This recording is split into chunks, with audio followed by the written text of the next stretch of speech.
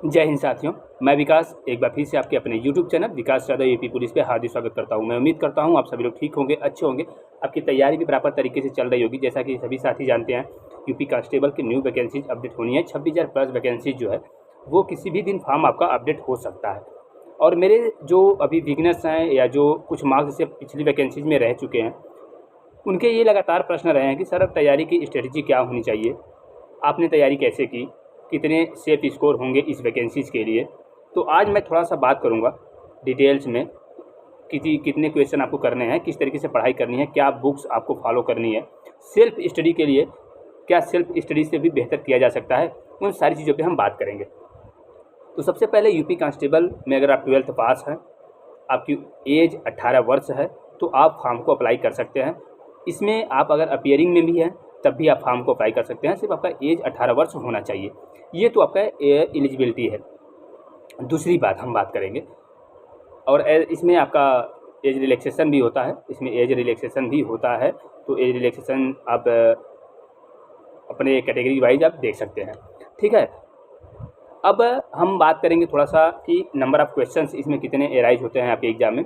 तो total number of question 150 होते हैं, 300 मार्क्स के होते हैं, निगेटिव मार्किंग भी होता है, 2 घंटे का पेपर होता है आपका, 300 नंबर का होता है।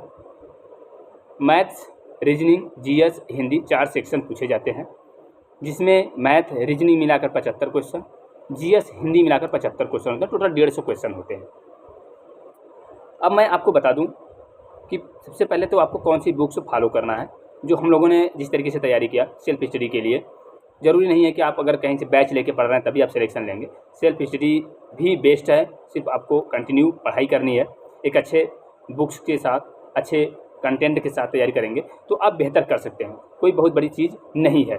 ठीक है, तो आपको सबसे पहले तो आपको जानना होगा कि आपके क्या क्या सिलेबस इसमें पूछे जाते हैं। जैसे मैथ्स, रीजनिंग, हिंदी और जीएस 4 सेक्शन आपके पूछे जाते हैं।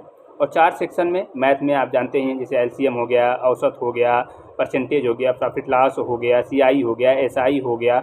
उसके बाद आपके कुछ क्वेश्चन मेंसुरेशन से भी एराइज होते हैं। उसके साथ साथ फ्रैक्शंस होते हैं, एलसीएम एचसीएफ से क्वेश्चन होते हैं।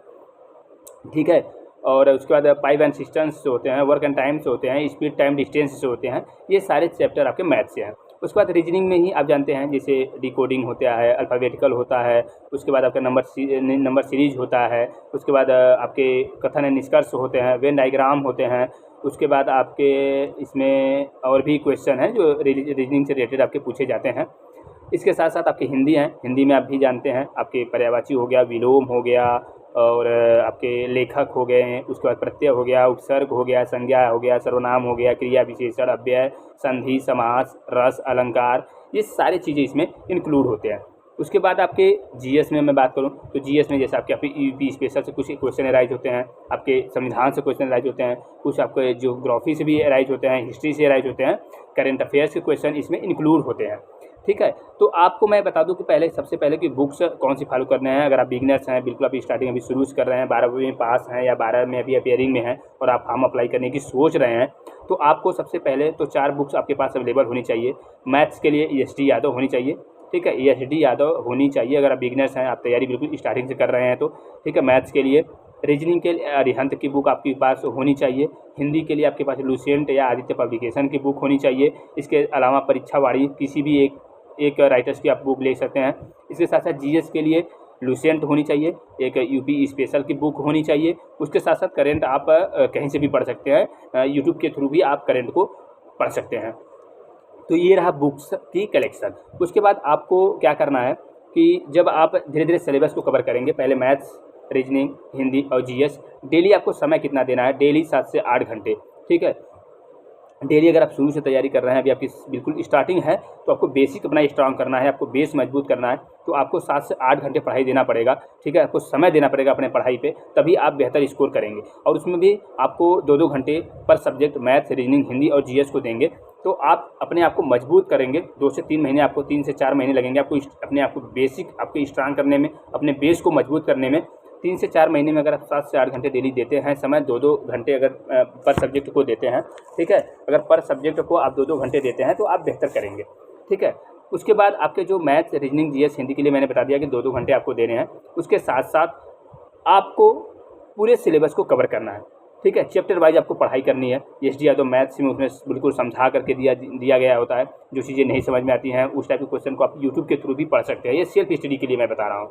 उसके बाद रीजनिंग की बुक्स में आप अच्छे से पढ़ेंगे। उसमें कैलेंडर हो गया, ब्लड रिलेशन हो गया, उसके बाद आपके जो भी चैप्टर सारे हैं उसमें वो आपको बिल्कुल चैप्टर वाइज आपको पढ़ने हैं। हिंदी भी बिल्कुल चैप्टर वाइज आपको सिलेबस कवर करना है। जीएस को बिल्कुल लुसेंट की जीएस जो हो उसको आप बिल्कुल स्टार्टिंग से चैप्टर वाइज आपको कवर करना है। जब आप कवर कर लेते हैं आप सारे सब्जेक्ट को, उसके बाद आपको मॉक टेस्ट एनालिसिस करना है, आपको मॉक टेस्ट देना है। फिर आप अपने आप को देखेंगे कि आप कितना अटेम्प्ट कर पा रहे हैं क्वेश्चन, ठीक है। और जहाँ फिर आपको लगे, पहले तो सबसे पहले आपको कवर करना है आपके पूरे सिलेबस को, उसके बाद आपको मॉक टेस्ट अटेम्प्ट करना है। मॉक टेस्ट में आपको देखने की कितने क्वेश्चन आपके बन रहे हैं और डेली आपको 7 से 8 घंटे बिल्कुल कंटिन्यू देने हैं, कंसंट्रेशन के साथ देना है अगर सिलेक्शन लेना है तो, ठीक है। और मैं आपको बता रहा हूँ 100% कि आपका सिलेक्शन होगा अगर आप इस तरीके से सिर्फ आप पढ़ लेते हैं। 4 महीने अगर आप अपने आप को दे देंगे यूपी कांस्टेबल के लिए और डेली 7 से 8 घंटे अगर पढ़ाई करते हैं तो आपको कोई रोक नहीं पाएगा आपके सिलेक्शन से, ठीक है। एक बार मैं थोड़ा सा नंबर ऑफ क्वेश्चन बता देता हूँ कि अगर आपकी जो तैयारी बेहतर हो जाती है मॉक टेस्ट में तो आप कितने क्वेश्चन अटेम्प्ट करने लायक आता है पेपर में, कितने क्वेश्चन आप आसानी से कर लेते हैं। मैथ के लगभग 20 क्वेश्चन आते हैं। मैथ के कुछ पोर्शन जो है वो रीजनिंग में आते हैं, तो रीजनिंग में लगभग 55 क्वेश्चन आते हैं और मैथ में 20 क्वेश्चन आते हैं। तो मैथ में से आप 20 क्वेश्चन में से मैं बता दूं आपको कि आप 17 क्वेश्चन आराम से कर ले जाएंगे, ठीक है। 17 क्वेश्चन आप आसानी से कर लेंगे। रीजनिंग 55 क्वेश्चन होता है, 55 क्वेश्चन में से 50 क्वेश्चन आप कर ले जाएंगे, ठीक है। बिल्कुल 50 क्वेश्चन आप अटेम्प्ट कर लेंगे। उसके बाद हिंदी आपका 37 क्वेश्चन होता है जिसमें से आप 33 क्वेश्चन तो आराम से कर लेंगे, ठीक है। आराम का मतलब अगर आप 4 घंटे दिए हैं अपने आप को तैयारी के लिए डेली 7 से 8 घंटे तो आप इतना परफेक्ट होंगे कि जितना मैं बता रहा हूँ इससे प्लस आपका जाएगा, इससे कम क्वेश्चन नहीं होगा, ठीक है। इससे प्लस ही क्वेश्चन आप अटेम्प्ट करेंगे सही। उसके बाद आपका जीएस 38 क्वेश्चन आता है जिसमें से आप 25 क्वेश्चन कर लेंगे, ठीक है। सिर्फ आपको इतना समय जितना आप दे रहे हैं अपने पढ़ाई के लिए अगर उतना देते हैं तो आप इतना क्वेश्चन अटेम्प्ट कर लेंगे और बेहतर तरीके से करेंगे, ठीक है। तो अगर टोटल ये मैं मिलाता हूँ तो 125 आता है, ठीक है। 125 क्वेश्चन, लेकिन आपको टारगेट लेकर चलना है 150 में से 130 का आपको टारगेट लेकर चलना है, ठीक है। आपकी जो अपकमिंग वैकेंसीज है 26,000 प्लस की, उसमें आपको 125 क्वेश्चन आपको टारगेट करने हैं और डेली आपको 7 से 8 घंटे देने हैं। पहले आपको पूरे सिलेबस को कवर करना है, उसके बाद सिलेबस करने के बाद आपको प्रीवियस ईयर के क्वेश्चन को सॉल्व करना है, उसके बाद आपको मॉक टेस्ट देना है, ठीक है। मॉक टेस्ट में आप अपने आप को एनालिसिस करेंगे कि आप कितने स्कोर कर रहे हैं, अभी आपके अंदर कहाँ कमियां हैं, वो तो आप प्रीवियस ईयर के जब पेपर को करेंगे पूरी तैयारी के बाद तभी आप अपने आप को एनालिसिस करेंगे, अपने आप को जज कर लेंगे कि हाँ यहाँ मैं थोड़ी सी मेरे अंदर कमियां हैं, इससे मुझे सुधारना चाहिए जिससे मैं और बेहतर कर सकूं, ठीक है। तो ये पूरा है आपकी बुक्स के बारे में मैंने बता दिया, आपको समय कितने 7 से 8 घंटे पढ़ने हैं डेली और उसके बाद मॉक टेस्ट आपको देना है। पहले आपको सिलेबस पूरा कंप्लीट करने के बाद, कवर करने के बाद तब आपको मॉक टेस्ट देना है, ठीक है। तो आई होप जितने मेरे भाई नए हैं अभी 12वीं पास हैं वो इसे एक बार जरूर फॉलो करेंगे और आई होप आप बेहतर करेंगे और आपका सिलेक्शन भी सिक्योर होगा, ठीक है। तो आज के लिए इतना ही रखते हैं। और भी अगर कोई आपसे क्वेरी हो related to UP constable, UPSI, अभी यूपीएसआई के बारे में और बुक्स के बारे में भी मैं एक वीडियो अपलोड करूंगा, ठीक है। लेकिन अभी फिलहाल यूपी कांस्टेबल से रिलेटेड कोई भी आपको कन्फ्यूजन हो, कोई भी डाउट्स हो, आप एक बार मुझे जरूर कमेंट करिएगा, मैं रिप्लाई करने का पूरा प्रयास करूँगा। Thank you so much.